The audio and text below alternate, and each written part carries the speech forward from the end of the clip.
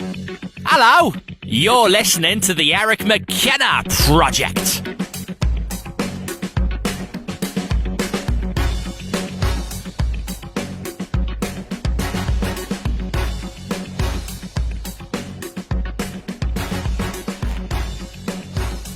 Go time. Thanks, man. Thanks for coming down. Yeah, for sure. Thanks Appreciate for having it. me. I'm very curious. I will tell you, I didn't tell you this off camera, but you were recommended to me by 3 separate people. Oh, wow. And I'll tell you after the show who they are. I won't out them here. Okay, for and sure. I started watching your podcast and your guests and your comedy and your humor. I said, I got to get this kid. So, Oh, thank you. I really appreciate that. Yeah, thanks for coming down. So what do you think of this place? Is it nuts? Yeah, this is awesome. This is like a legit studio. Especially when you walk in, too. You kind of have like those bucket list studios where you're like, if I could put something together, and this is exactly it. Really? Yeah. Because definitely. This thing just kind of like evolved. Mm-hmm. And I got a great electrician. Guy's name is Chris Moser, who I get a lot of credit for throwing all this crap together. It wasn't for him. None of this stuff would be wired in. And I got to give a lot of credit to Chris. But it just evolved. And we talked off camera a little bit about the importance, at least in our viewpoint, of what video brings to podcasting. Definitely. You enter the show realm when you have video, but I don't know, man. I just wanted a cool spot that people could feel relaxed. You're either going to be very edgy here if you have OCD, Yeah. or if you're claustrophobic, maybe. I don't know, but so far everybody seems to be, at least comfortable enough to unwind. Oh, yeah, definitely. And just so they can we try not to drink on the show anymore because it just got really bad. I'm not saying we won't anymore. I'm just saying we kind of don't do quite as much as we used to. You drink on your show? Have you drank on your show? Yeah, I have actually. Yeah, a couple of the early interviews, whenever I did it, I thought it'd be cool. But then after leaning into it, I don't know, it either just sounds a little bit sloppy or it just matches a different energy than I think I want it to be. Yeah, and there's 2 guys in town here, Dave Bracey and his partner, and they got a tremendous show. Awesome I think it centers around drinking. Yeah, it does. And I've listened to a lot of their material and watched some of their online video stuff, and they hold it together. Oh yeah, definitely. I can't do that. Yeah, and I haven't been drinking much at all, period. But during the shows that we've had alcohol on, some have been great. Some have been great and then turned really sloppy at the end. Me. When you hear yourself slurring your own words, and you're a performer, you get it, right? Yeah. To some degree, you're more of a performer than I am. But to hear myself slur my words, I don't get that right anymore. And it just didn't. It felt like one of those things where if it was more of a hangout where I was like, all right, I'm doing this podcast just to put it out, and that's cool. But if I just wanted to kind of make it something a little bit, I need to at least make it feel a little bit like a job. So I can't show up to work with like a hard buzz going, but if the vibe calls People for do. it, then yeah, definitely. I mean, but if the vibe calls for it and if someone's hanging out and it's a different setting like that, I'm always down. How are you doing? How are you getting through the pandemic? It was a little rocky just finding waves, especially with stand up, with being able to do that like 3 or 4 nights a week, going to mics, and then every weekend having shows and just being able to grow. And then having all that taken away, it's just really hard to find outlets. Like at first, you're just like, all right, I can handle it. It's whatever. And then you realize you're going down to grab some mail and you're making jokes to your neighbor, and it's like, reel it in, Jeff. You need to do something. You need to find something else. So at first it was hard, but I was really happy that we had our podcast, the Babyface Assasin. Yeah. So I tried to lean a little bit more into that, but like we were talking off mic, it was a hard transition for the shows whenever you wanted to have guests on during COVID. And so we had to go to a lot of Zoom shows where it's online. See, I won't do it. And it's just not the same vibe. Some of them work good. Like I have some friends that are in New Jersey and in Florida. So I was like, oh, well, this is a good excuse to have them on and try to work it out. But you just never ends up the way you want it to, and it kind of just sucks. Do you hear that, people? Yeah. For those of you who have been, emailing me, you can do Zoom shows, and it isn't that I hate it. Yeah. It's just, it doesn't fit. The vibe of this show is about you sitting there, a guest sitting across the table, socially distant compliant, I might add. But that's the only thing that I really want. So for this, I'm not saying that there's not tremendous Zoom shows that are funny as hell. I get it. It just doesn't work for me. Definitely. And he's here telling you it's not easy. Yeah, it's not the best. And, I mean, the main reason why we wanted to do it is that we've been going over a little bit over a year now. and we just hit the 1 year mark as soon as COVID happened. So for us to kind of just like bow out and not put out something, I just wanted to keep that consistency, because that's the one thing that, like, from starting stand-up or the podcast, like, consistency has only been the thing that's either given me opportunities or like saved my ass in a lot of things, you know. You are doing similar to what we're doing too. It's open genre of contents. We've talked about various guests. Because this is the first time we've actually met. Yeah, it's the first time. So we came to kind of the same idea in terms of guest dynamics. Mm-hmm. Where did you get the idea that you wanted to do an open genre show? Well, one of my best friends from high school, Ty Danzuzzo, his dad owns a bar in Pittsburgh called the Mount Troy Inn. Mm-hmm. And familiar with it. And are you? Well, mm-hmm. that's awesome. So we always talked about in high school when his dad took over that I wanted to do stand up, he wanted to do music. It'd be awesome to do shows. And I went to Florida for film school, and about 5 years later, when I came back, we had the opportunity where I started doing mics. I was meeting a couple comics. He was doing shows around. Well, he was like releasing music and just starting to dip his foot into the scene. So he knew people to invite. And out of nowhere, we just started doing these all art shows to where it would be like 3 comedians at the top of the show, 2 musicians to close out the show, and we had an artist live painting the whole entire time. Oh, right on. So at the end of the show, we get to donate the live art. And it was just such a cool time, because at the end of it, I got to meet a little bit of every artist, and those conversations, either in the green room or upstairs after, were just so deep and awesome. And then we'd wake up and no one would talk about it. And my girlfriend Danielle, we've been dating for about 8 years, and she likes a bunch of different podcasts more on the medical side. So we both were talking, we're like, how cool would it be to kind of be able to reel these conversations out of people and kind of find what makes them want to go so hard after this dream? Because you can be consistent and all that, but what's their thing that makes them tick? Yeah. So that's how we wanted to do it. And then it kind of naturally happened to where one episode was a comedian, the next one was a doctor, the next one was just an actual artist. So you didn't set out that way, though. No. Initially you were going to key on a certain demographic or a certain genre of activity, right? Yeah, because I knew I was a stand-up comic, and I was like, well, I know we can make this funny. So, and I know a lot of comedians, but I saw in Pittsburgh, which, no shade, I mean, it happens, you know your demographic, but there's a lot of comedians who just interview other comics. Right. And after a while, if you're not really trying to, like, if you don't have questions set up, or if you don't go in with an intent of trying to figure out about them, then it's going to get pretty mundane pretty quick for your listeners. Like, they're going to hear the same jokes or what you have to say about it. But starting out, like, one of our first questions is, like, where are you born and raised? What was your creative outlet when you were younger? Like, were you able to go out and do it, or were you stuck by yourself? And by that question to the last question, we've talked about, like, when you were 4 to when you were growing up, right, to where you are now. And you see these people just get this confidence by the end of the podcast where it's like, well, I never do look back at the journey. It's a thing of beauty, isn't it? It really is. To see them enjoy it. Yeah. You know, telling their story. Mm-hmm. Especially the ones that are timid in the beginning that actually might not really, or they're telling you, they might not really want to tell their story, but they end up doing it, and they enjoy it. And it's kind of cool to let you know that's like, oh, I was able to kind of get that out of that person.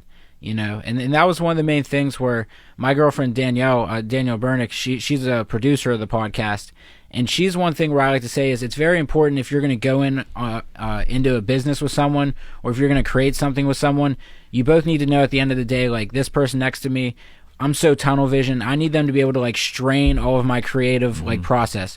So whenever, like, I record the podcast, I'll be editing it, I'll be doing all this, and I just need someone that knows my vision and knows what I want to put out there, being able to tap you on the head and be like, hey, this isn't right, we need to take this step and we need to do this. And with her doing that, she was kind of able to pull out the more nitty gritty and cut the fat of, like, less just bullshit, I guess. Well, you are doing something that has 2 different skill sets. If you're a comedian, I mean, you do engage your audience, you do ask questions, theoretically, I guess, part of the routine. Yeah. But being an interviewer is the almost exact opposite, right? I mean, the idea is you want the guest to tell their story. You just want to say the right things. You want to trigger them in a positive way. Yeah. Right? But that's different than comedy, right? Yeah, because comedy, it's one of those things where everyone's like, well, I really don't go out to parties that much, and people, like, expect you to be like this, but I think it's Mark Norman who said, where he's like, well, no, like, I go up on stage, you have to shut up, and I have these 7 minutes to say exactly what I want to talk about, and if you respond, you're an asshole. So it's like, no, well, I'm not really a party guy. Like, this is ideal for me. Like, I don't really like talking to people. And exactly with the podcast, where it's so, when you first meet someone, that little tennis back and forth, when they just, like, spike it on you, You're like, okay, this is I don't know. The gloves are off. Yeah, now. like we got to figure it out. And I'm like, I'm here to help you, but you have to kind of figure out that transition. Yeah. And becoming a server. Like I work at the original Pancake House, and before I got that serving job, whenever it came to talking to people, I had social anxiety, and people were like, no, you don't. And it's like, well, no, I did. You just couldn't tell. To where if I had a conversation with you and I was like, all right, have a good night, blah, blah, blah, and I like just muttered a little bit, the whole way home for the next 5 days, I'll be like, blah, blah, blah, what are you, a fucking idiot? Like, this person thinks you're dumb, and I'll overthink every situation. And with finding a serving job, I'm like, all right, Jeff, you have to, every table to make money, you have to talk to people, and you have to feel their energy and feel their vibe. And once I did that job, it kind of opened up a thing to where I would go to an open mic, and I'd be nervous to talk to the guy at the signing sheet. Dude, I got to talk to this old guy that's ready to belittle me at this job.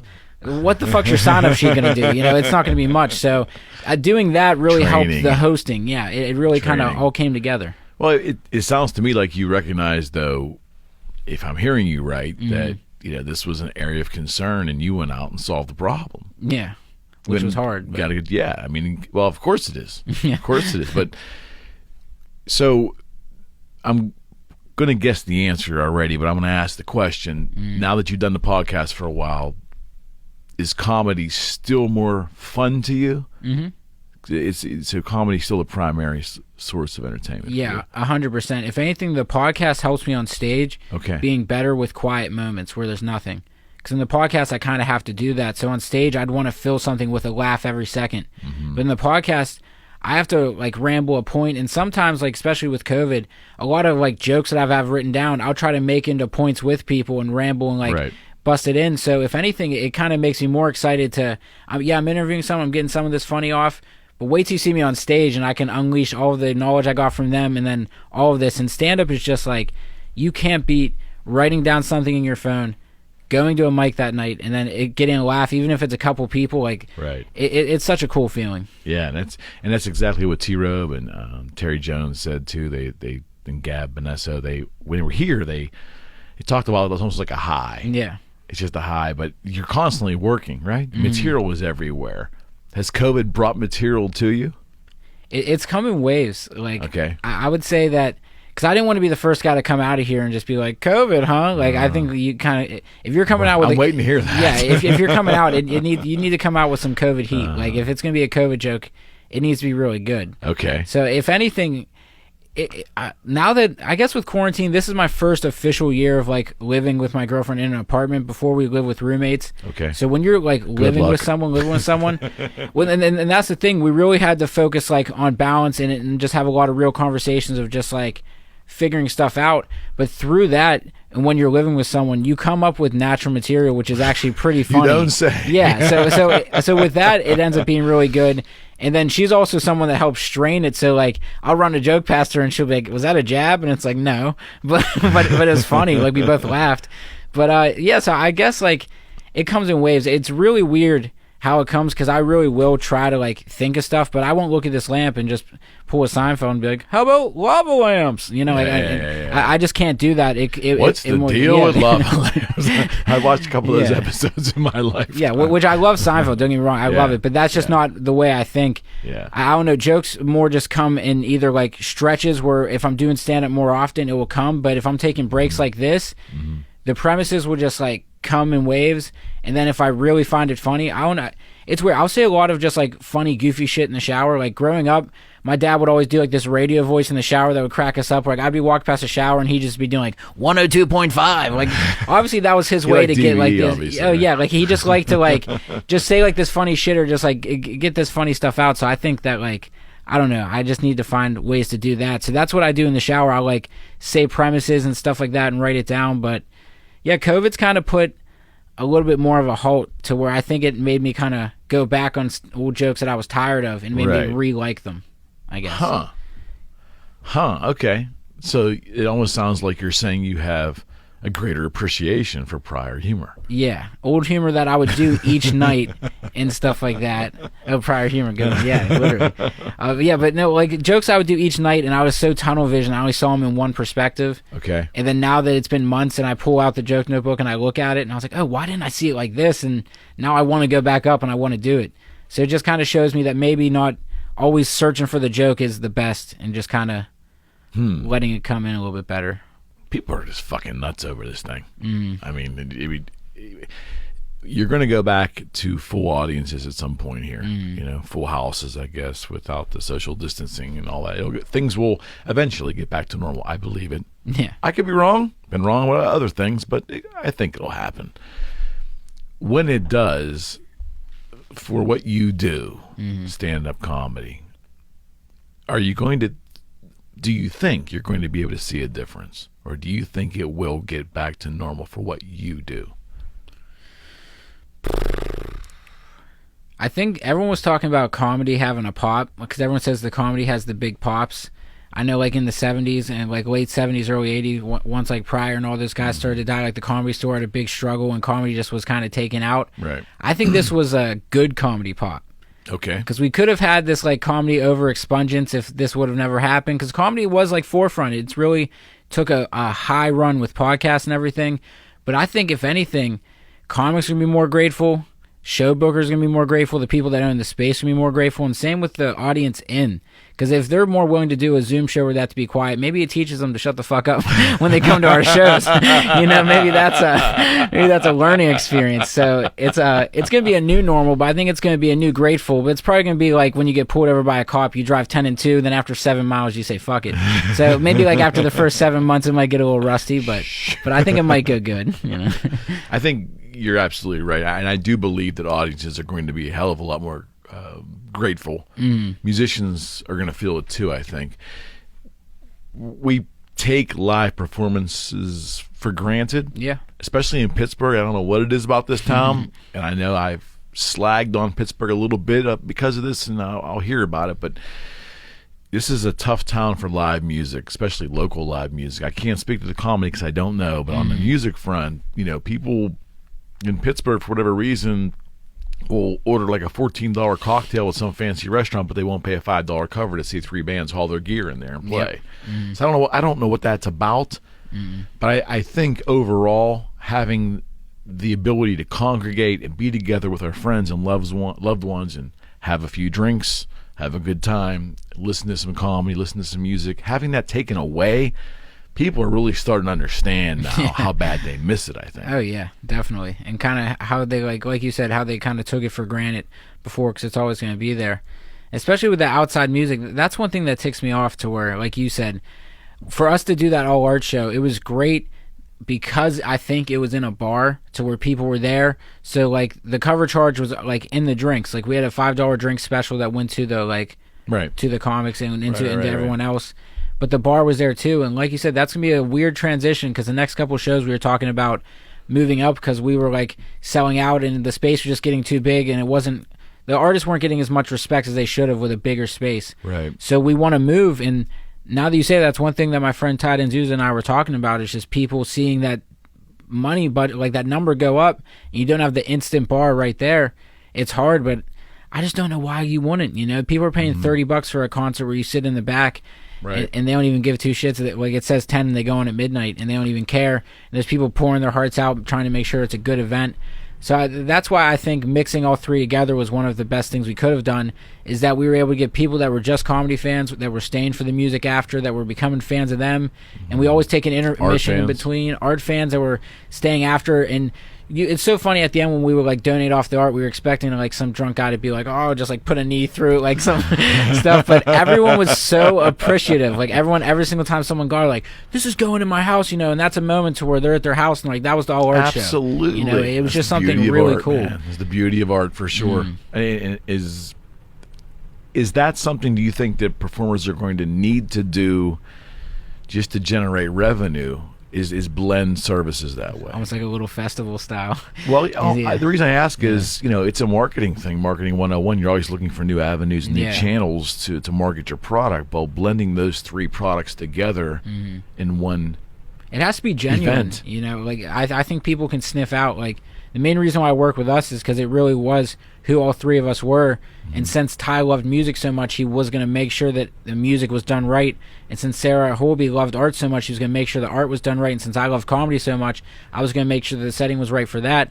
So if you're getting 3 people going in there looking for, obviously we wanted to make money, we wanted to do that well, but you just need to get 3 people that love it and then we all had the same morals too. That's like a synergy. Yeah, because that's the hardest part. Ty could have easily been like, well, I get a bigger cut than you and all that. But every night we'd split the money down the middle. We'd tell everyone how much we got, and every artist got split down the same. And so I think artists respect that too, to where we're showing you, like, we're not trying to make that. And just going into work with people that have the same morals is the hardest part to find. Like, yeah, Ty could, like, support whoever he wanted, do whatever he wanted, but he has the same morals. And at the end of the day, find people with that at the end of the day where you can just talk to them like, what's your end goal? What do you believe in? Right. And then move into that. So I believe it can happen, but I think we're going to see some shitty pop-up versions of it. But you'd be stupid not to, because it really does work.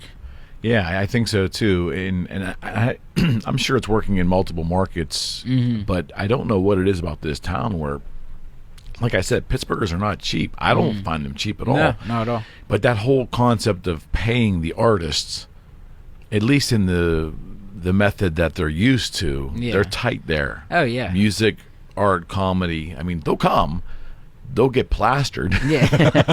Yeah. They're not crazy about paying a cover charge. I don't know why that is. Why once it hits $10, people are like, it better be Motley Crue. And it's like, it's $10, dude. Like, Fuck what the Motley fuck? Crue. Yeah, like, Jesus Christ. It's like, it's $10. Like, your drink, like you said, they'll buy like a drink with what is it? Umbrella. Yeah, with the duck that comes into Pittsburgh for $36.50. Right. But I asked for $10 to literally just help an artist tonight. But it's whatever here, there, whatever, fuck them. Yeah, right on. Yeah. I like that. Yeah. So, the quick and dirty on you, like, why comedy? How did it happen? Growing up, it was just kind of always my safe space. You know, I love sports. I felt like I was good, but I was never, like, the tallest kid. I was never the fastest kid. But when it came to comedy, like, that's where I felt like it was my wheelhouse. Like, that's where I felt like I felt Jordan. Like, I knew I had threes. I knew I had pull-ups. Like, and just growing up, too, my whole entire family just loved pop culture, whether it was like comedy, movies, everything. So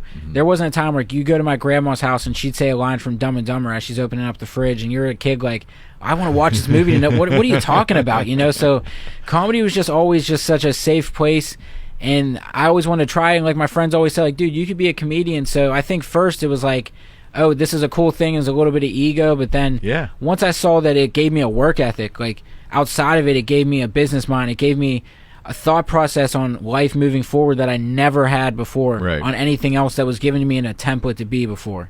So it kind of became my love. Like, it pulled me out of some dark places. It just always been there, and it always been the thing that kind of make me feel good. And now that I see from with the podcast and stuff that for me helping myself, I can help other people. It's a win-win. We will go back to the podcast because you brought up a good point about being able to help other people get their stories out. Yeah. You know, and hopefully other people are learning from that. We'll talk about that. But you lived in Orlando for a while, right? Yeah. And that, obviously you didn't live there long, so you learned you didn't want to live in Orlando. Yeah. But how did that help craft the whole career in comedy? So whenever I was in high school, I was hanging out with my friends every single day, doing all that. And then once I moved there, it was an apartment complex about 25 minutes away from where my school was. So I was just kind of isolated. It just felt like I was by myself. What kind of school was that again? It was a film school. Okay. And so, and it was an awesome school. I graduated. It was a fun time. It gave me the tools to be able to promote my podcast, edit it, do the audio, video. Right. All that shit was awesome. But is that more of an engineering? Yeah. Okay. Yeah. And so while I was there, though, I was just in such a down and out place because I just had no outlets. I had no people to talk to. And so I was just watching comedies a lot. Like, I was watching a lot of podcasts, and it was just pulling me out. Like, we were talking about Joe Rogan before, but a lot of his podcasts were, they're like 3 hours. And dude, if you get a depressed Jeff in Orlando, he's there, buddy. Okay, like 3 hours, like, catch me. If I see a 3 hour podcast, who are those for? You found them. All right. But no, I loved it. And then once I would try to work out, I would be like, all right, well, I'm gonna toss on this podcast because it's funny. And then once I started stand up down there, that's really what opened up doors to where if I sucked, one of the guys sitting at the bar wasn't like one of my dad's friends growing up, because like when you live in a local place, it's harder to hang your hat somewhere when you're sucking. So it was kind of a clean slate for me to be like, all right, I can give this stand-up comedy thing a real shot. Okay. And if I suck, well, people think I'm here for film school. They don't know I'm here for comedy. And so that ended up really helping me out, because there were just so many nights where you just get in the car after bombing and you're just crying and you're just like, who the fuck are you? You really think that's funny? Like, you had all day to come up with a 5-minute set and this is what happened. And it's just like, you get put through the ringer, but the fact that you still want to do it the next night and redeem yourself just shows why you love it so much. So it was just those like 3.5 to 4 years really was just such a mental like drain. Like I probably gained like 225. I was 225 pounds, and I just wasn't doing anything to make myself feel better. And I was almost in just a pity place where I didn't even want to feel better. Where people try to help me. I'm like, well, how would you know? You're not in Florida. You're not by yourself. And I just felt like the world was against me. And stand up was pretty much the only thing that kind of pulled me out of that and gave me a little bit of control, you know? No question. I've been told by many people that a dangerous place for a comedian to be is in deep depression. Yeah. Is that true? Definitely.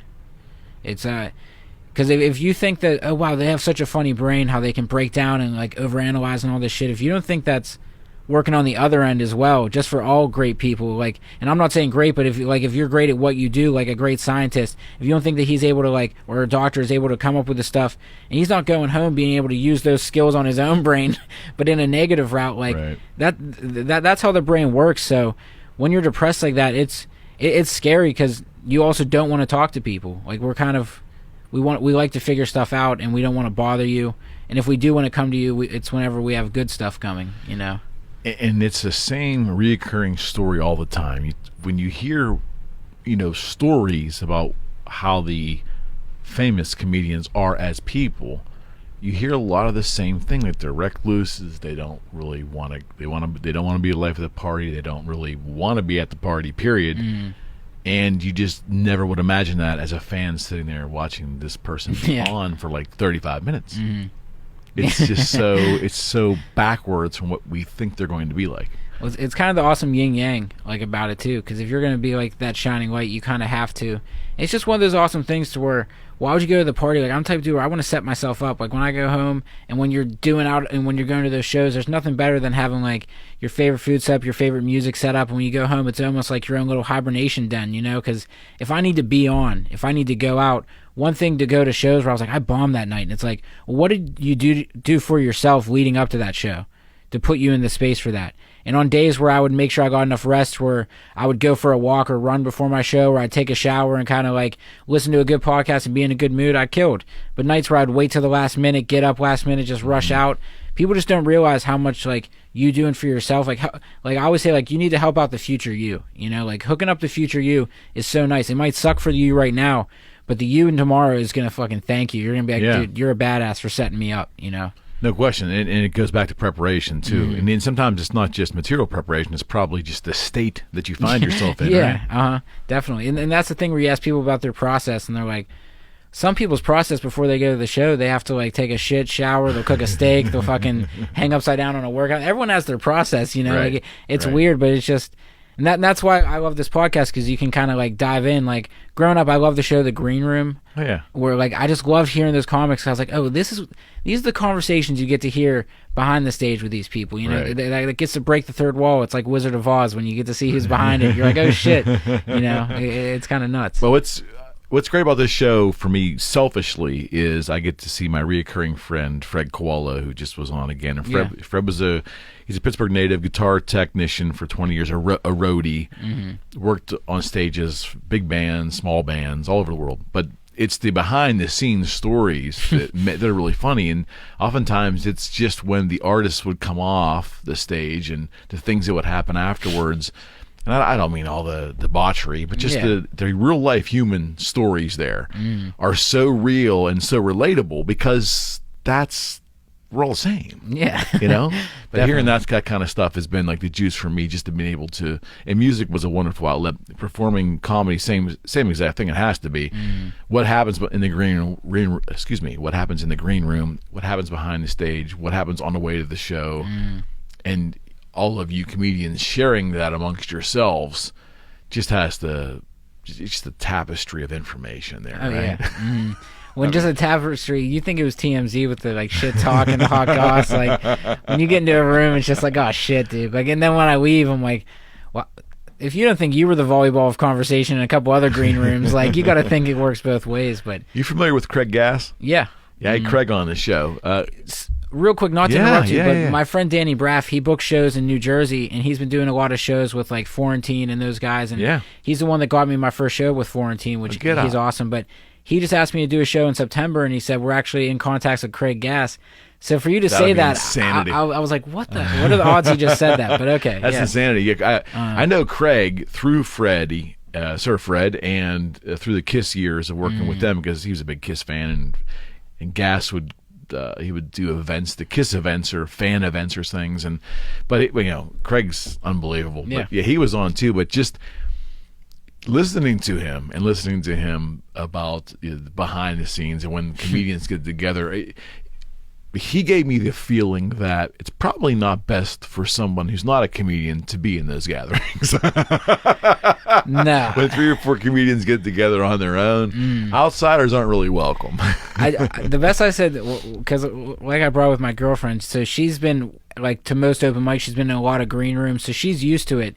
But a lot of comics, I say to, like, we're throwing so much at the wall. To us, it's like monkeys throwing shit at a wall. So when someone walks into the room, you see people throwing shit, and they're like, Jesus Christ, like, you got to come out, because we're just so used to prying off the wall stuff. Like, I'll see comics on stage, they'll get off all pissed and like, they didn't understand the brilliance of mine jerking off on a banana joke. And I'm like, yeah, dude, because this is probably the first time the guy in the front row heard jerking off with banana in fucking ever. You know, like, you got to find a better way to wheel and deal that. And I think that's funny, because like, most people aren't used to it, because we're at such a wavelength where you got to throw it at the wall, and we're showing you guys like the best thing we have to offer. But in the green room, that's where you got to practice your jumpers, and it's always funny to see like athletes or something, whenever they're in practice, just hit like 7 bombs in a row, and it's like, well, that happens. But then people will take it personal, and it's like, there's no way to figure out what you have to do. Like, my biggest thing is that I never think you should censor someone's comedy, but if you're doing comedy in a place to hurt someone's feelings, then like, that type of shit, go fuck yourself, because comedy in a place has always made me feel good. So as long as it's in a place where you can tell with context and everything else that it was in a good place, they were joking around, and it was on good hearted from both ends, where both people can feel that, that's fine. But that's, as soon as you see that maliciousness, it is such a fine line. That's why context really is everything. When in a world of everything being said on podcasts and everything just being typed out, it's so hard to, like you said, it's walking that tightrope. And let's talk about that for a second. So we've had lots of wonderful local comedians here on the show. Had Craig Gass on, a national comedian, and they just the opinions seem to be generally the same, in that there really shouldn't be any rules on comedy. Lord knows there wasn't rules on Pryor and going back Eddie Murphy's early days. I mean, it's kind of crazy. We want him to be clean and PC now, but how can he possibly be PC?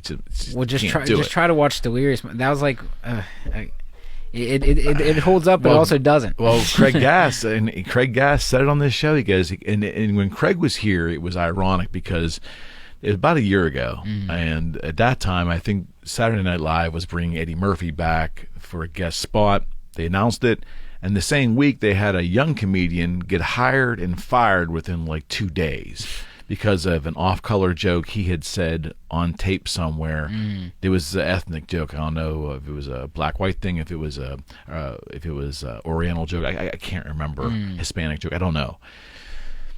But then he apologized and so forth. But Saturday Night fired him. Lorne Michaels fired him. But at the same time, they're announcing they're bringing Eddie Murphy back with all this, glorious accolades. When you see the Jimmy Fallon blackface that they had a sketch on there where he did Chris Rock on there, so it's kind of hard to hang your flag. Where it's like, well, if that lies, then yeah. Well, Craig Gass's point was to me, which maybe it took me back for a second, but then I had to really sit and think about it. Craig's right.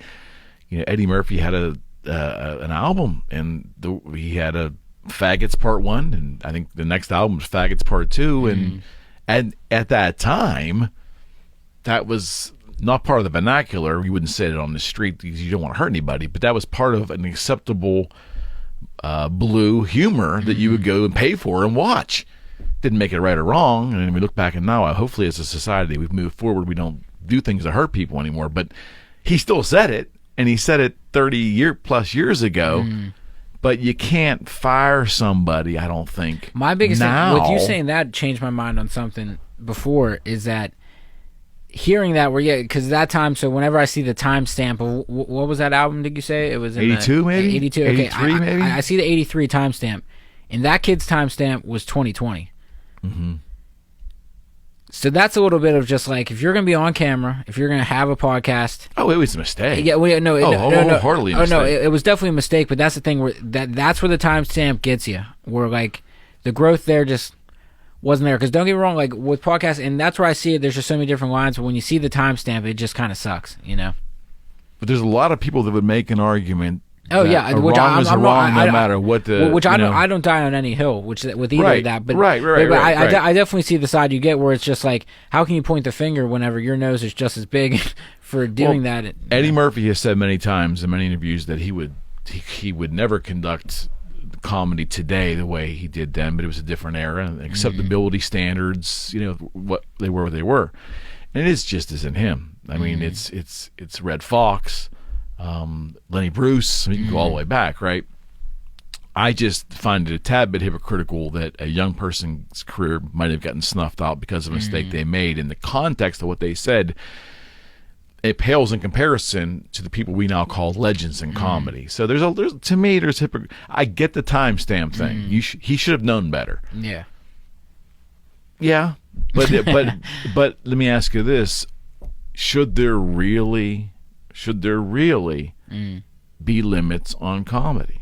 Who sets what is funny and what's not? So here's the thing with that. He was going to a corporate job, though.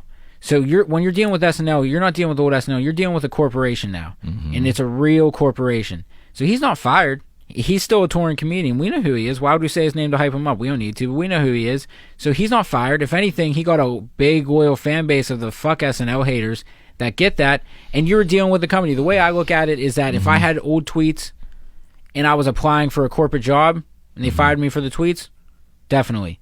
But if if all the people stopped me from touring and all that as well, that's a different conversation, because now you're stopping their rights. But if you're applying for a corporate job, they got sponsors that are bigger than this first year person. You just got to look at it bigger than that.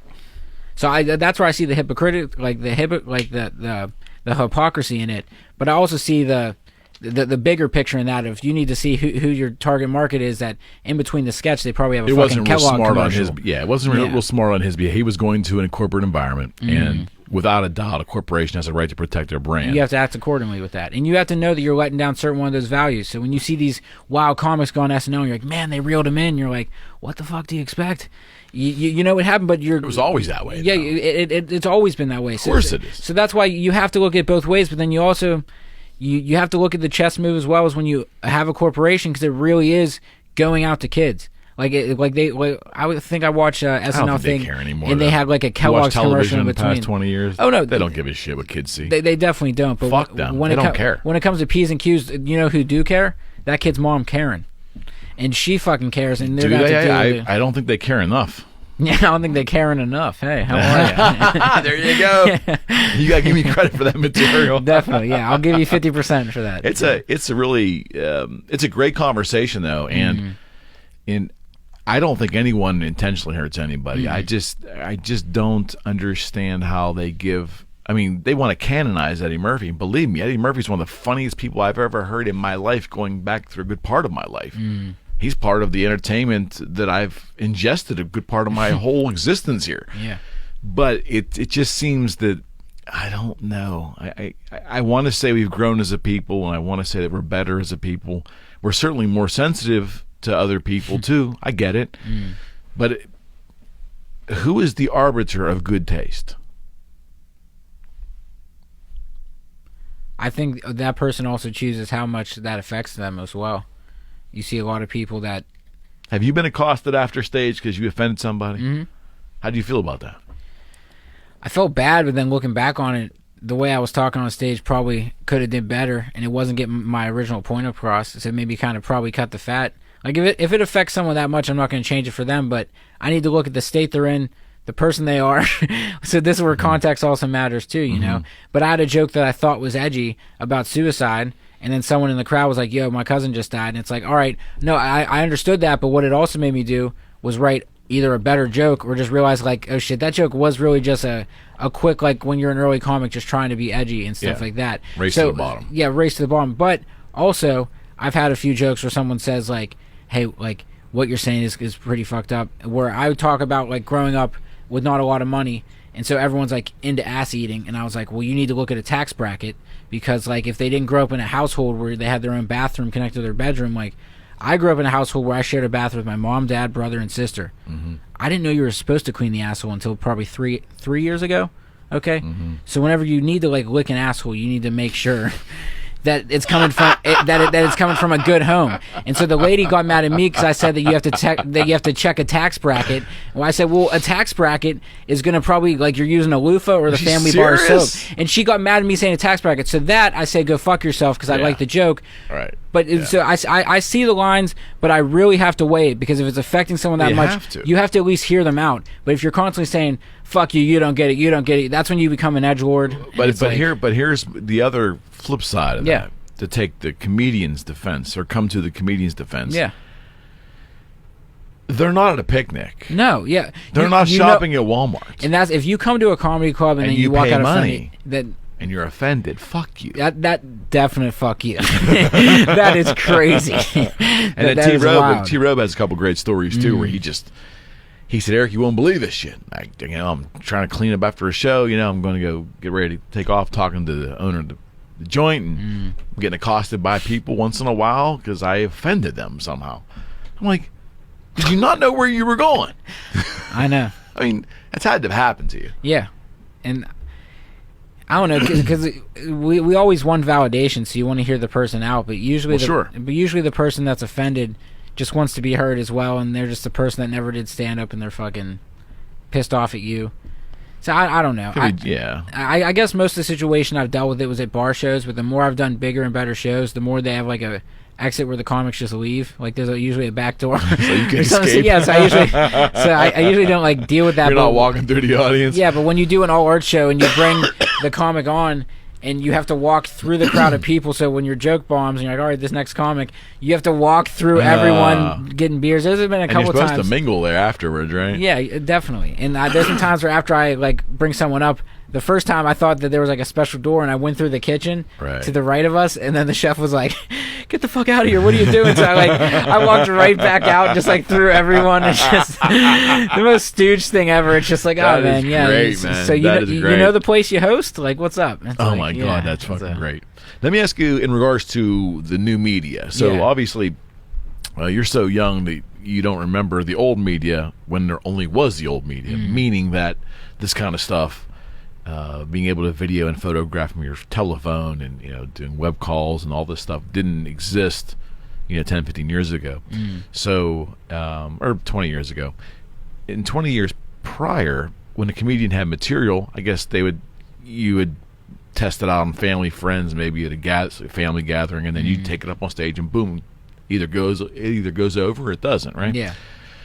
So now you're on this show, you're on other podcasts and so forth. There's more opportunities for you to do your thing, but there's more opportunities at no income for you to do your thing. Yeah. So how do you manage releasing material? Because I had this conversation with Craig Gass, because I mean, if somebody comes to you and you're telling them material, you're sitting down having lunch with them or whatever, and then you're going to go say the same show that evening, is it the way it's delivered you change up? Is it like, how do you keep that material fresh? Because you have to come up with more material now, because these podcasts weren't available. Yeah. Right? You see where I'm going with that? Yeah, I guess one thing luckily is that I've never really used these mediums to test my jokes out. Like, I really never much, like you said, like, I'll test, like, little premises while I'm talking to people, but it's never in, like, a noticeable way where it at least fit the conversation. But I know a lot of comics, like Mark Norman, who he'll tweet out a premise probably every day and just test it out. And that's a little bit less. Like, my girlfriend Danielle, I really test out most of my jokes on her, or, like, I'll call my dad and I'll say some joke premises and stuff, and if I'll get, like, a chuckle out of him, I'll know it's, like, a pretty good, like, start of an idea. And I'll just use the stage for that. But that's been one thing, because I really don't like to do it. There's been times where, like, I'll have a tweet and it will be like the joke premise, and it will do pretty well. But then my friends will come out to the joke, and it will come out to my show, and I'll be like, "Am I a hack for saying that tweet?" Because they sell the tweet, and then my girlfriend Danielle's like, "Jeff, that tweet was a month ago. Like, they don't fucking remember." And I say the joke, and it gets a pop, and then a part of me is just like, they fucking heard it. So like, the way you have to keep it fresh is just like, one thing is just now that I've been writing it, I'll try to change like 1 or 2 words, or just change like my tone of voice to where if I was angry at this punchline, just try to be a little bit more mellow. Because I know when I first started out, my material came more like angry. Like I came off more just like that, and less of just like trying to explain my point. You know. So yeah, I feel like that's one lucky thing, because I feel like when I put out jokes and stuff like that, where I see a lot of people putting out clips all the time, and I don't know, I feel weird about that. I still need to get better at like putting more of my stand-up self out there, but I just feel like it's just so, I just want to kind of hone that stuff a lot more. Okay. Are you familiar with the feud between Joe Rogan and I think it's Carlos Mencia? Yeah. Is that, because I don't know a lot about Rogan the comedian. I've learned a lot about Rogan the podcaster because I've studied a lot of how the show is done. Everything from the way he's become a tremendous interviewer over time, you know. I think he is. But definitely. I don't understand what happened there. I guess Mencia was accused of stealing jokes, and no one was taking that serious, and Rogan confronted him one time on stage, or definitely in front of a mic and a video camera, right? Yeah. So like, what happened? So Carlos Mencia he had his show, so he was big at that time, and he would have like writers, which was like Bobby Lee and Ari Shaffir, and he would take them on the road. And Ari Shaffir said that like after like a couple shows, he would come back from being on tour, and Carlos Mencia would be using jokes of his, and he would call him out, and he'd be like, basically tell him to fuck off, like, I'm giving you this opportunity, like, right on the show. And same with Bobby Lee, where Bobby Lee like admitted to him stealing his jokes, and it's like, well, why aren't you doing anything? It's one of those things where when someone's that big and famous, especially at that time, crazy, like he just had a lot of hype, and it was during the time where Joe Rogan said too, where the Comedy Store was in that middle ground looking for someone, and he was bringing a lot of tickets, so no one wanted to say that, because then he could ruin your spot of getting past. He could ruin the stuff. So Joe just heard all these people, and he had all these like interviews of his like friend Brian Redband filming these comics, being like, calling him by his real name, Ned. He's like, so does Ned steal jokes? And they'd be like, oh yeah. And he's like, why don't you say anything? And they're like, dude, come on, don't. So when he finally went on stage and called him out, that video went viral, and after that, everyone kind of like came out and kind of felt the need to be like, oh well, I guess I can say something now, because that Brian put together a video of everyone kind of talking that shit. So what happened since then? Like, is that part of Rogan's story? Did that help him? Like, well, he got banned from the Comedy Store, so he didn't go back to the Comedy Store for like years after that. Okay. And so it actually like hurt him a little bit, because he wasn't able to do that, but it helped him in the long run for like comedy integrity, because like you called out a joke thief and someone that was like using it even for the worst way, who was at top. But what happened to Mencia after that? So Mencia took a huge peter down. Like, everyone turned on him. Like, a lot of people in the industry, like, when you get the hard H on you, like hack, like and when you're a joke thief, it's bad. So it really affected his career. My friend opened for him in like Phoenix, I think 2 years ago. So he's still touring, like he's still doing good, but everything fell after that. Like, Mencia show was dropped, like all that stuff. That's where I remember him from. So I think it was a slow peter. Probably took a year or two for that stuff to peter out, but it was kind of a sore taste in everyone's mouth once it kind of got validated that he was kind of a... Yeah, in the whole video, if anyone hasn't seen it, just out of curiosity, just look it up and watch it. Yeah. But it kind of like was slow to move. And then Rogan didn't look real sure of himself early on in the confrontation, like he just wasn't really, and then you could see the anger was just going to it. Was that a landmark thing for you? I mean, did that was just a passing event? You didn't think nothing of it? I thought it, because I was so much into YouTube growing up. It was just like such a academy of like learning how to edit, watching videos. So I found out about that because I just love watching comedy video, and that was just like a thing where it's like he calls out Carlos Mencia. And I always hated, like, there's 3 kids in my homeroom that always go like, dur, dur, dur, where they would do that dumb Carlos Mencia voice. I don't know if you remember, but Comedy Central would always be on, and you would just always hear it. I hated that shit. So when I saw a video of him getting taken down, I was like, fuck yeah, let's check this out. And it was just a big thing to me as well, where it's just like, I never really thought about it, but I was like, oh yeah, people do write their own jokes, and fuck you for stealing. Like, that's shitty. Like, it's hard to come up with a premise, and once you hone it, and I know it's just words, but dude, those were my thoughts I put together, and when someone's using it as their own, and especially that high at almost as a platform. And his openers are people now who are like young legends on their way up. It's just like, go fuck yourself, dude. What's your thoughts on Chappelle? I love Chappelle. He's probably just what about him?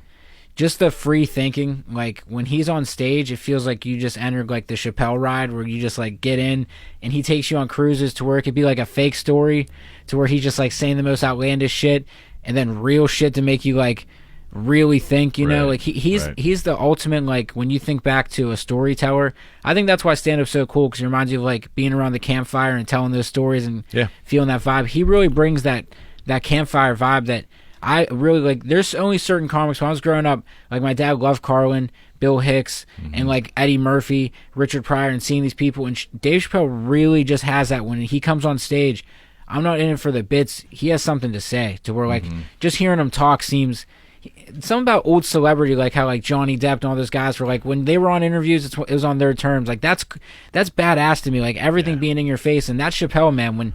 When he wants to tour, he does it. When he wants you to hear him, you'll hear it. You know, and I think that's badass. Yeah, everything is in his time. Yeah, but he earned it though. Definitely, he earned it. And his story was, I think he hit, and then they gave him. He signed a contract in the early 2000s, I think, to have his own show. Yeah, it was going to go on to season 3 of the Chappelle Show, because the first 2 seasons... He walked away and disappeared. Did he go travel abroad for a while? Yeah, he went to Africa for a few months and then came back and then kind of like quit stand-up for a minute, just took a lot of time to focus on himself and shit, because I know there's a lot of like, you know, the conspiracy theories about that, but... You don't say. Yeah, but it was speaking of corporations. You have a podcast, son. If you haven't turned out about the word conspiracy, you will soon. Yeah, definitely. So you've heard all of it, but when you're dealing with corporations, like we were talking about SNL, he probably saw a lot of stuff like that will change your vision. If you remember Chappelle's show, if we're talking about being in the green room, he kind of brought the green room to the TV. Got it. That was like that was groundbreaking shows where you watch that and you're just like,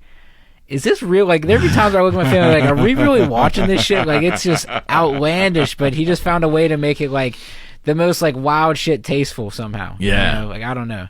Yeah. It was heartbreaking for me. And one really small aside is I grew up like a big, like, early Prince and big Rick James fan. Love Rick James. Yeah. And then to see Rick get into all that trouble and just make some bad life choices. Yeah. And then get like murdered by Chappelle and I guess his brother, right? Yeah. Not his brother. No, Charlie Murphy. Yeah. Charlie Murphy. Eddie Murphy's brother. Yeah.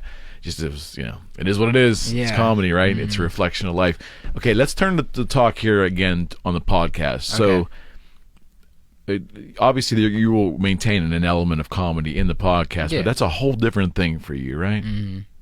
I'd say so. I'd say like the most comedy I bring into it is either the comedians that come on, but one thing that I like wanted to talk about with my girlfriend Danielle is that like I never like to map out stuff, but like my first 2 projects that I want to put out with stand up is like the first thing is I just want to put out a half hour called the Babyface Assassin, and I love joke writing. I love like Dave Attell. I just love people that's just like bang bang boom, and I have a lot of that. That's a lot of my style, and I just want that to be my first like my first thing to the people that come out that shows you I'm a joke writer. It can just show the people like I'm in it. I love what I do. But then the second one, I just wanted to be called High Anxiety, and I've just always I just always had this envision in my brain of like I have all like my girlfriend does personal training and she focuses on a lot of self-help, and she's just a badass with being able to like figure out what's like wrong with your brain and being able to like notice it but push it to the side and rest it to bed, and I'm always the person giving that shit attention, you know. Okay. And she just a lot of games she gives me I end up implementing into the podcast and implementing that stuff, and I've been able to do that with jokes to where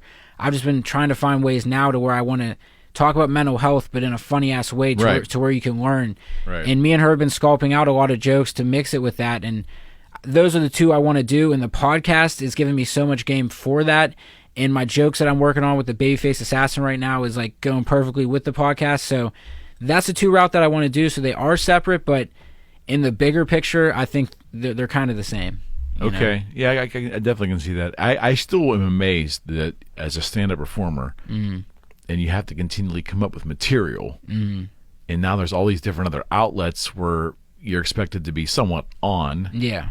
It's got to be harder, man. I mean, because this stuff was not around. I mean, you missed probably the easier days. Yeah. You know? Probably where you didn't have to like constantly have something out or people expect it of you, but I think the easiest thing is that once you find that foundation of what you like to do, with like the podcast being every Monday, we'll usually do like 1 or 2 interviews throughout the week, and we have a set schedule of all this stuff. So just finding a way to set yourself up so while you're doing it, you can still have fun. Because it really is a lot. And don't get me wrong, there's days where I am super stressed out of like, shit, I have to promote this, I have to do that. But really, it's just been that whole yin yang of like having her where she just really helps me reel it in to be like, well, you know, like before we do the podcast, I'll be stressed. She's like, you know, like you chose to do this, like you get to do this. You're lucky to be talking to someone, right? And that will instantly snap me back. Oh shit, I am lucky to have a conversation. Just little shit like that. Yeah. Really recenters you almost to a degree, right? Definitely recenters the focus, and that's. I believe, I don't know how you feel about this. Please tell me if you disagree. It's fine. But I believe that a lot of folks that are doing podcasts are doing them for the right reasons. They feel compelled to do it. If you feel like you need to do that, which is really, I think, more about the connectivity of finding out more about other people. If you feel you should do it, regardless of how people talk about the space is so crowded. I mean, your generation is big on that word, space. Yeah. The space we're in. But yes, it's crowded, and I like to say it's clouded too. But I think people doing it's healthy. And some of them do 1 show, 5 shows, 10 shows, and they're gone. That's fine. There's nothing wrong with that. I don't think that's a bad thing. But would you not agree there seems to be an energy there where people just want to do it or want to be on shows because they want to connect. It's beyond becoming famous or being an influencer. It's a small percentage of people that really actually delude themselves into believing that's going to happen to them. Would you not agree? But I think it's positivity coming on. I don't care if people, again, say that there's too many podcasts. I guess if you want to say that, but I think people are compelled to want to put the headphones on, talking to them, Mike, and get it out. Yeah. What do you think? No, I completely agree with you, and I think a correlation that kept ringing in my head is just that the people that do comedy to almost like get their own show, or they do it for that, you can kind of tell in their set. But then there's the people that do comedy for comedy, and it's just different levels where it's just like, yeah, you like your steak well done, I like it medium rare. You know, like there's better ways to do it, and I just think that that's exactly with podcasts where you'll have those 4 or 5 shows, and that was good that you use that as an outlet, but figuring out, we can put on these microphones and talk, but having just your general outline of how you want it to go, like figuring out, because every time I watch interviews, like Howard Stern was a huge one where I just love his ability to be able to like pull anything out of someone, like his ability to where it would almost just be like, my girlfriend and I were watching an interview where Brad Garrett was on recently with him, and just they were just having like a mental battle with just like being just like fucking with each other and pulling these notes, but just he has this comforting ability where you sit down and he's just like, so where were you last week? Just little stuff like that where he incorporates himself. So it's that conversation, but it's on Howard's boat. So you're both going on my boat out into the ocean. That is the podcast, you know? So if you are going to have one with that conversation, just figure out what the fuck your boat is. So like, what do I want to learn at you that's just what I want to learn, right, you know? Right. Well, that's just interviewing skills. And Howard is, love him or hate him, and I'm kind of in the middle. Yeah. In terms of like his stick. But you cannot deny his ability to get in there and be a great interviewer. Oh yeah, you know, and and I think Rogan is really something else. I don't listen. I don't have time to listen or watch all the shows. I pick and choose guests that interest me. I think that's what we all do, right? Yeah. But if you really make the guest just non-consequential to listening and just listen to him and the line of questioning and how he listens, it's something to behold, because he has come so far from those early shows. Go back and listen to the first 20 shows there. And the content was different and delivery was different, but you saw him evolve, and he really is something to behold. I mean, he is a top-notch interviewer, and I think it's just through repetition. Yeah. You know, I look back at our first couple of shows, and that was last 18 months ago, and I cringe, you know, and I'm probably going to cringe when I listen to this one, you know, 18 months from now, but I think podcasting is like anything else, like comedy, whatever. You do get better as the more repetition, the more you do it. Definitely. You just have to put yourself in that box.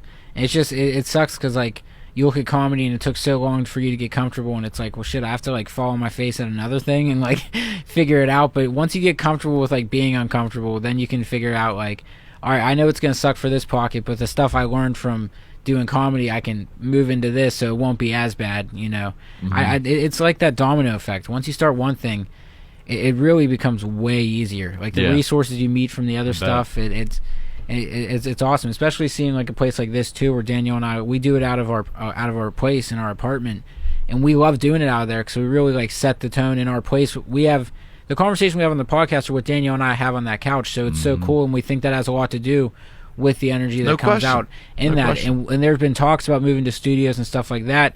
And what I get from this interview is that I see so much of you in this studio and how we were talking off camera. Thank you. To where it doesn't feel like a studio. It doesn't feel like to where if I need to be more like, don't get me wrong, everything is so nice in it. Yeah, it's like you said, mid-man cave or stuff, but it really just makes me want to, if you can get the best of both. Yeah, and that's a great point. That's a hell of a compliment. Thank you. Because in the beginning, it was really, we didn't know what to do. I mean, I knew I wanted to do something. We talk about passion, and you know, when you feel compelled to do something, you move toward it, right? Yeah. That's my only advice to anyone who's looking to do podcasting is if you're going to stand outside and do it in busy traffic, God bless you. I'm for that. If that's your thing, then fucking do it.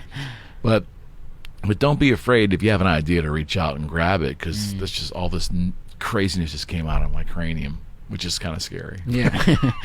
But kind of awesome. But again, the way you do it, and it's consistent. And you have a consistent, not that you couldn't change it, but you have a consistent optic there. There's nothing wrong with that. That's a lot to be said for that. Yeah, well, that's the one thing that just holding yourself accountable with that consistency, and I think that's the main thing people respect. Where we have a lot of people where I know friends of mine that they don't listen to the podcast, but every single time a post comes out, they'll share it and stuff like that because they know, hey, he's doing it every Monday. Like he thinks, I think anyone can respect that at least. Because like you said, those 5 and dones.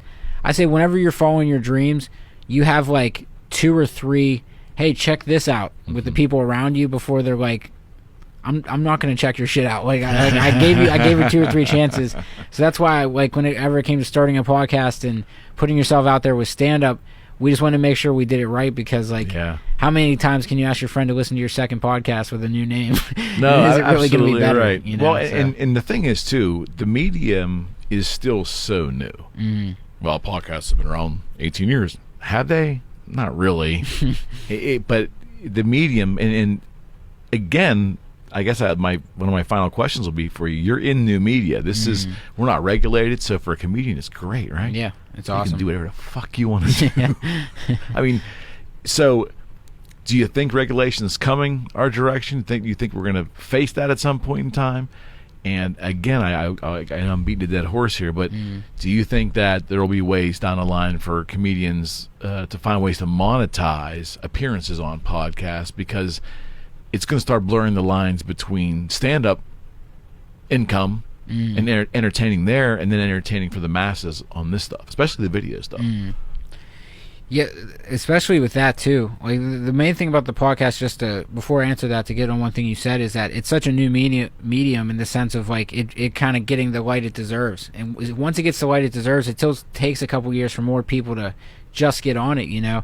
And it also takes you back to like people listening to like those little radios. And my dad said growing up they would have like those little radios that you turn it on and a guy would just be telling a story while, and people dad is right. Oh yeah, dude, like but people love listening to that stuff, you know, like just hearing a voice. It's comforting in conversation. Like this is the most, like, breaking it down, the oldest art form, and it will always be loved and there will always be a way. And the monetization aspect of it, it's actually really cool. I use this app called Buzzsprout, where I upload, so it uploads to like Spotify, all that stuff. Right. And they just had a new like monetization option to where it gives you probably a list of like 60 companies. One was like a paper company, all this stuff. Right. They give you a list of dates and how much you want to charge for you to do like a pre-roll, for you to have them on the podcast. And there was a bunch of them where we charged like $20 or $30 just to do a quick pre-roll. And that's easy money right there. Yeah. And that's like them giving you an opportunity. And what I learned from that is, yeah, I will use that once or twice to give me the confidence to know that we can charge people. But after that, I'm going to use a resume locally to start charging people, because they're obviously getting a cut out of it and stuff like that. And I think that's where people with the censorship and the regulation, if you become your own podcast like this is your own hub. This is your own source to do all of that. And what's stopping you from creating your own website where you stream from that and your episodes go out from that? So there's so many lanes and pockets, man, to where just keep your eyes open and start it. You know, like, you don't want to be the last guy to jump on it, because there's a lot of moves that are going to be made and stuff, and there's so much opportunity where I think even with shows being canceled, you see this coming up, and there might be more people that might stop going to their famous comic shows, but might start supporting more of their Patreons or more of their, absolutely, more of their stuff like that. The environment's you know? changing constantly, Mm-hmm. and I have it a lot easier than you, because you're a comedian, you're also young, and you're evolving, and you're finding ways to blend this career in this new medium. This show we have no sponsor. I'm not looking for sponsors. Mm-hmm. I'm just not, and I like the autonomy of not having anyone telling me what I Yeah. can and cannot do. So for the time being, we're just, so I don't have that pressure to do this is a side project for me. So, but I think where we do share a lot is the passion, because I see it in you, and that's the reason why you're sitting here. Is I can see it in the podcast, I can see it in your material, I can see it in your social media. You have the passion to do this, and I can assure you, the ones that last, the ones that do, hopefully we're talking 5-7 years from now, we both have 500 or 700 shows under our belt. Yeah. Those shows are the ones that are being orchestrated by those folks that have passion. Definitely. Where you see that it's more than just the numbers, like, that's the main thing, where whenever we were figuring out what to do, I was changing certain stuff for people, and Danielle's like, well, if you're changing for these people, then at the end of the day, like, what happens when they leave and they're not about it? Well, then you changed all of your morals for people that aren't even going to stick with you. Exactly. And right. as soon as we started making stuff just for us that we would laugh the hardest at, that we would like the most, that's when our numbers started going up, and genuine people messaging us about the stuff that we like, instead of people criticizing on the stuff they don't like. Like, you're not the person who makes it. I want to invite my friends. It's one of those, you might get FOMO not getting invited to the party, but guess what? Great. You're hanging out in the basement with your friends. It's fucking... And you can do it on your own terms, and the show will evolve in your own image. Yeah. It will. I mean, if you let it, if you really let it evolve, and your girlfriend is exactly right. You need to simply just let it evolve and make it a part of who you are, and just spread that passion you have for it, because I had no idea what was happening here, and we may quit next week. I have no idea. Can't predict the future. But what it looks like today, 17 months from when we started, it kind of looks the same in here, maybe somewhat. Table's a little different, but it looks completely different in my brain. And how it's going to look a year and a half from now, I have no idea. But I will tell you that the joy of talking with people and learning about stories and laughing and having a good time, it's hard to explain to someone who doesn't do it. Yeah. Would you not agree? No, yeah. It's one of those things where, even if before I did it, you would have told me, I'd be like, what, you mean going out to a bar and talking to someone? It's like, no, it's a lot different than that. It's one of those things where there's no outside distractions. When you put these cans on, it's like, it's just you and the person. It's almost like meditation. Like meditation doesn't have to be you laying in bed or you doing that shit. It's just focusing on one fucking thing, right, and just being in it. And you do a good job with that, man. Like, I felt you, super comfortable, especially when it comes to first just meeting people. Yeah. It's weird when you can just get that calming vibe to kind of like you're hanging around one of the people you met before. So that means a lot, and coming from you, that means a lot too. And I wish you the very best. I want to ask you right here on the show. I would love to have you come back. Oh, 1,000%. That'd be awesome. And I will tell you too, and I've told the listening audience, what I'd like to do with this show going into our moving through our second year and into our third year is every once a month, twice a month, take some of our prior guests that have a specialized skill set. Ufologist, I have a nuclear physicist. I mean, people that have interesting topics where other guests enjoy them. Kind of put a 4-person panel discussion together. Yeah, that'd be awesome. So we're in the process of doing that. COVID kind of set us back a little bit in terms of launching that, but we're going to start doing it starting next month too. So if you're into that too, we'll talk off camera, but I'd love to have you back. And that'd be great, especially for this room too, to just be perfect for a conversation. Yeah, I think it works good too. We're still figuring out all the video stuff and making sure that everybody gets the appropriate amount of camera angles, because some people are sensitive about that shit. But we'll figure it out. But again, I can't thank you enough for being here. Well, no, thank you so much for coming on. Real quick, if you don't mind. How are they going to reach you? Yeah, so real quick. So follow the podcast. I don't know which camera you're on, but here's some stickers as well. Babyface Assasin. So who came up with that name? Who labeled you that, or did you come up with that? So that was whenever growing up, like I said, hanging out with like the older kids. Okay. I would always you'd either get clowned or you'd have to come back. And my like comebacks would just be so like, Jesus, like this kid's a little babyface assassin, like he's shooting for the hip. Like they'll be like, I'll walk into a room and they'll be like, what's up, short stuff? And I've been like holding in like 7 months of them calling me short stuff. So like I'm coming with like a 7-month comeback, and they're like, we're just starting here. So the babyface assassin. Yeah, so it's always kind of been like that. And then especially with starting stand up and being a young face, I kind of feel like I'm in the dugout and I have to fucking prove something. You know, like I come out and it's like, yeah, I might be young, but like I've been around the right. I was blessed enough to be around the right people to. But the name of the podcast is the Babyface Assassin. Yeah, it's the Babyface Assassin podcast. At Babyface Assassin podcast on all social medias. Just started a Twitter because hey, you got to be on that, guys. So at Pod Assassin, I guess. Do I have to? Yeah. So we don't really tweet. We just do links to all the episodes and videos that we post. At Jeff_Fieldhouse. I should be actually doing a show in New Jersey on September 17th. So check that out. Oh, what else did I want to say? Follow at Ty Danzuzo. This is his shirt. The intro music to my podcast is my friend that we do the All Art show with. Yeah.